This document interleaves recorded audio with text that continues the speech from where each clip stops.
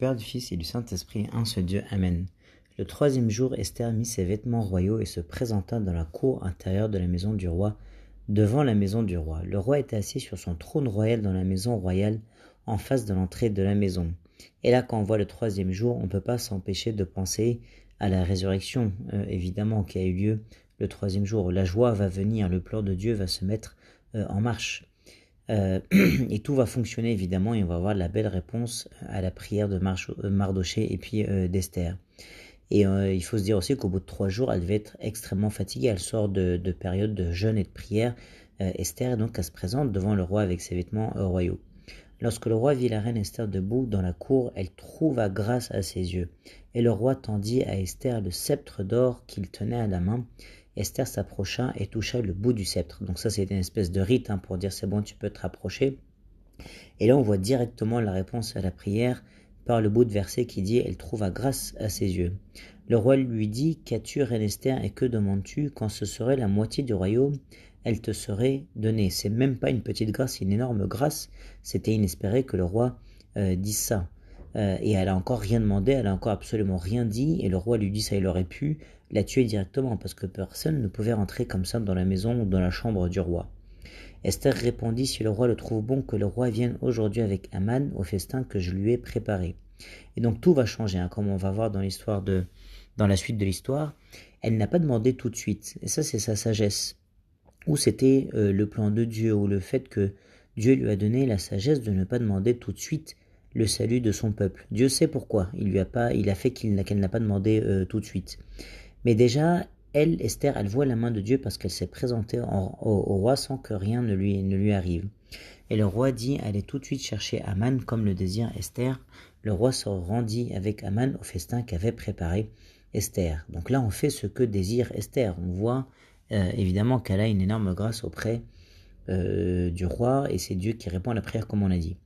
Et pendant qu'on buvait le vin, le roi dit à Esther, quelle est ta demande? Elle te sera accordée, et que désires-tu? Quand ce serait la moitié du royaume, tu l'obtiendras. Esther répondit, voici ce que je demande et ce que je désire. Si j'ai trouvé grâce aux yeux du roi, et s'il plaît au roi d'accorder ma demande et de satisfaire mon désir, que le roi vienne avec Aman au festin que je leur préparerai, et demain je donnerai réponse au roi selon son ordre. Et donc là, peut-être qu'elle attend quelque chose de la part de Dieu, ou un signe de la part de Dieu, ou c'est peut-être une baisse de foi, ou justement elle sent que Dieu veut que ça se passe selon ce plan-là, et donc elle repousse la demande au lendemain. Et au passage, évidemment, ça va mieux en disant, mais elle préfère le peuple à la moitié du royaume. Et ça, évidemment, c'est bien de la part d'Esther.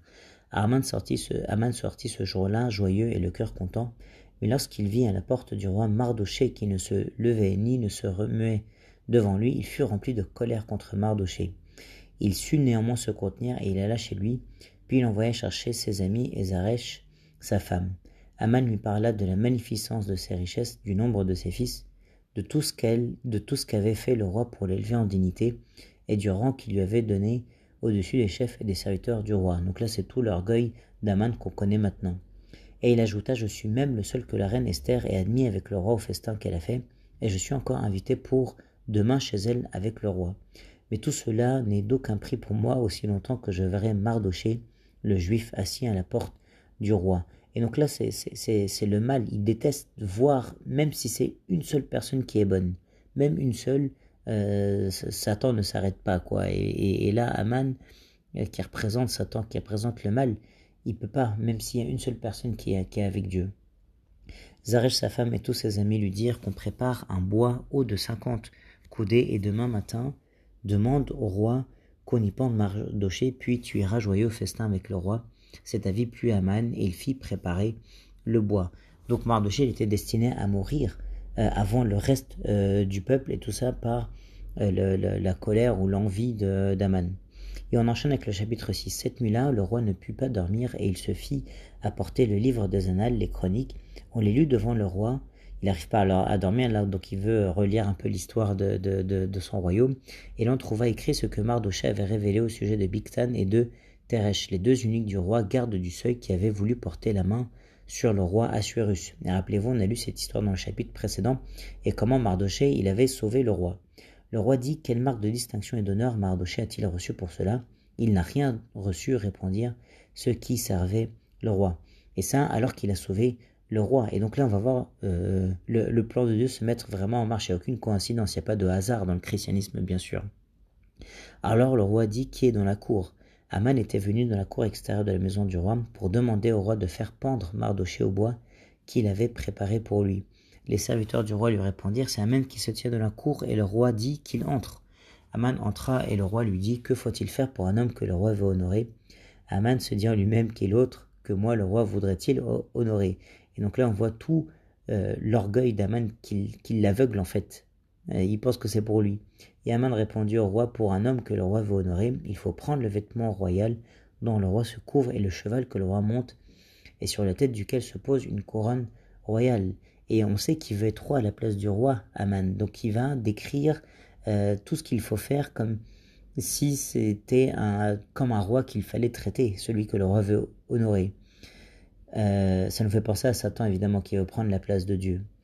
Remettre le vêtement et le cheval à l'un des principaux chefs du roi, puis revêtir l'homme que le roi veut honorer, le promener à cheval à travers la place de la ville, et crier devant lui: c'est ainsi que l'on fait à l'homme que le roi veut honorer. Le roi dit à Aman: prends tout de suite le vêtement et le cheval, comme tu l'as dit, et fais ainsi pour Mardochée, le juif qui est assis à la porte du roi, ne néglige rien de tout ce que tu as mentionné. Et Aman prit le vêtement et le cheval, il revêtit Mardochée, il le promena à cheval à travers la place de la ville, et il cria devant lui: c'est ainsi que l'on fait à l'homme que le roi veut honorer. Et donc là, Mardochée, évidemment, il a dû sentir la main de Dieu avec tout ce qui est en train de se passer. Évidemment, c'était complètement inattendu et inespéré, tout ça. Et Aman est bien, bien bête dans tout ce qui est en train de se passer là. Mardochée retourna à la porte du roi, et Aman se rendit en hâte chez lui, désolé et la tête voilée, évidemment. Aman raconta à Zeresh sa femme et à tous ses amis tout ce qui lui était arrivé. Et ses sages, tous ceux qui le conseillent en mal depuis le début de l'histoire, et Zeresh sa femme lui dirent: si Mardochée devant lequel tu as commencé de tomber est de la race des Juifs, tu ne pourras rien contre lui, mais tu tomberas devant lui. Et donc ces gens-là, ces sages et Zeresh là, ils savent la main de Dieu. Ils savent qu'on n'y peut rien quand Dieu commence à œuvrer. Donc il n'y a rien à faire. Tu ne pourras rien contre lui, mais tu tomberas devant lui. Comme il lui parlait encore, les eunuques du roi arrivèrent et conduisirent aussitôt Aman au festin qu'Esther avait préparé. Et gloire à Dieu éternellement. Amen.